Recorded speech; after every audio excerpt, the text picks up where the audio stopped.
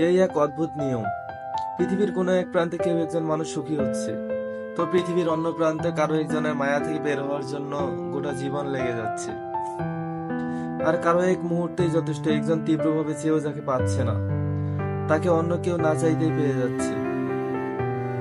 কেউ পুরনো মানুষের যন্ত্রণা বুকে নিয়ে রাতের পর রাত নির্ঘুম পার করে দেয়, আর কেউ নতুন মানুষের বুকে মাথা গুঁজে ঘুমিয়ে দেশে পাড়ি জমায়।